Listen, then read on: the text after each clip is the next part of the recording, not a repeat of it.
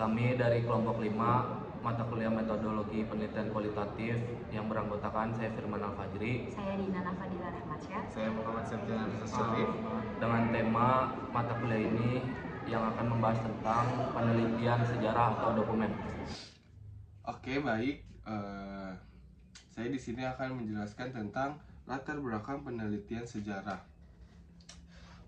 Penelitian sejarah lahir dari kebutuhan manusia untuk memahami masa lalu secara ilmiah dan objektif.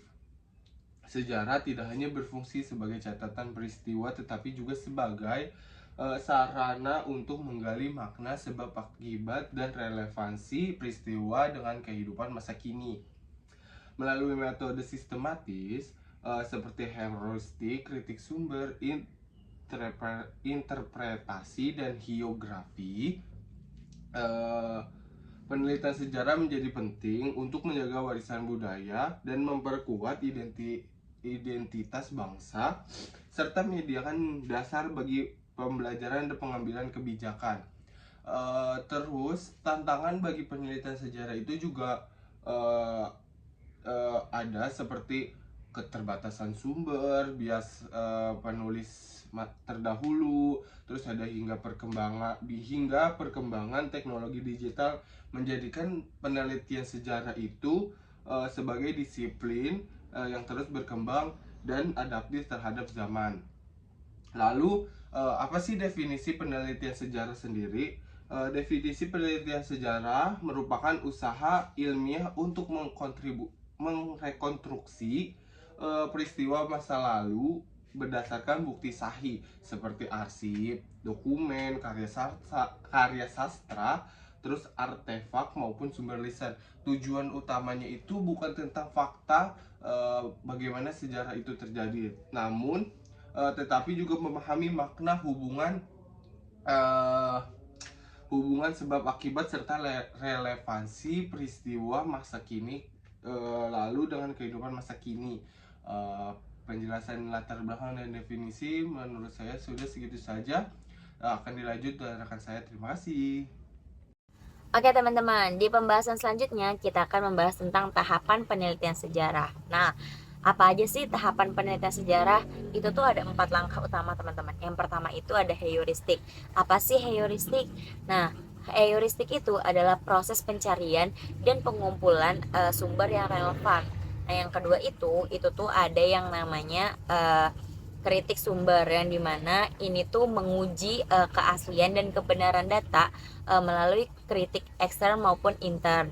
Nah, yang ketiga ini ada yang namanya interpretasi, yaitu menafsirkan data untuk menemukan makna serta hubungan sebab akibat dari suatu peristiwa. Dan yang paling terakhir nih teman-teman, yang keempat itu ada historiografi, yang dimana ini tuh artinya penulisan hasil penelitian dalam bentuk narasi ilmiah yang sistematis dan objektif gitu teman-teman. Nah guys, di pembahasan selanjutnya itu ada nih namanya sumber penelitian sejarah. Seperti yang kita tahu ya, kalau kita mau nyari sejarah itu, misalkan kita mau nyari sejarah dari suatu peristiwa atau sesuatu hal, itu tuh banyak banget sumber-sumbernya yang bisa kita cari. Nah di sini tuh saya bakal nyebutin apa aja sumber penelitian sejarah. Nah yang pertama itu ada sumber primer, yang dimana sumber ini tuh berasal kayak dari dokumen asli, terus juga arsip resmi, surat pribadi, atau bahkan bisa juga dari kesaksian pelaku sejarahnya sendiri. Nah selain dari ada arsip primer ini tuh juga ada arsip sekunder. Kalau arsip sekunder ini tuh berupa karya penelitian lainnya, kayak misalkan buku sejarah atau juga bisa artikel jurnal kayak gitu teman-teman. Nah, sedangkan kalau misalkan sumber tersier itu tuh mencakup tentang ensiklopedia atau biografi dan juga kamus. Nah, kalau misalkan tentang arsip kolonial ini itu tuh bisa berupa karya sastra, yang dimana dokumennya dokumen visual, terus juga dapat menjadi sumber yang paling berharga teman-teman, karena yang dimana ini tuh juga sangat membantu dalam penelitian sejarah kayak gitu. Jadi itu tadi yang aku sebutin, ada kurang lebih 4 sumber-sumber dari penelitian sejarah. Mungkin segitu aja penjelasan dari aku, kurang lebihnya mohon maaf. Wassalamualaikum warahmatullahi wabarakatuh. Bye bye. Nah, materi selanjutnya adalah tantangan penelitian sejarah.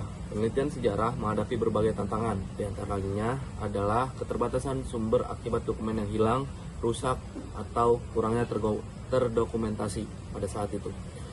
Selain itu, adanya bias dari penulis sejarah sebelumnya dapat mempengaruhi objektivitas penelitian. Perbedaan paradigma dan latar belakang antar sejarawan juga sering menimbulkan perbedaan interpretasi. Di era digital seperti ini, peneliti juga dituntut untuk beradaptasi dengan metode baru, termasuk pemanfaatan arsip digital. Nah, sampailah kita ke materi yang terakhir, yaitu manfaat penelitian sejarah.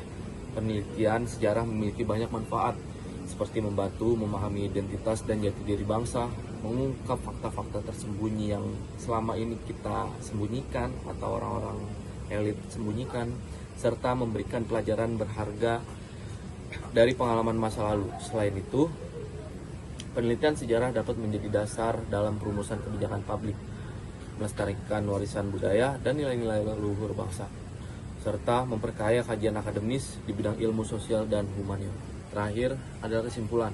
Penelitian sejarah merupakan proses ilmiah yang bertujuan merekonstruksi masa lalu agar memberikan pemahaman yang lebih dalam tentang perjalanan suatu masyarakat atau bangsa. Dengan mengandalkan sumber primer, sekunder, maupun tersier, penelitian berusaha menghasilkan karya sejarah yang valid, objektif, dan bermanfaat. Walaupun menghadapi berbagai hambatan, penelitian sejarah tetap relevan karena dapat melahirkan pengetahuan baru, menjaga identitas kolektif, dan menjadi rujukan penting dalam pembangunan ilmu pengetahuan maupun kebijakan publik. Ya, sekian penjelasan dari kelompok kami, kurang lebihnya mohon maaf. Wassalamualaikum warahmatullahi wabarakatuh.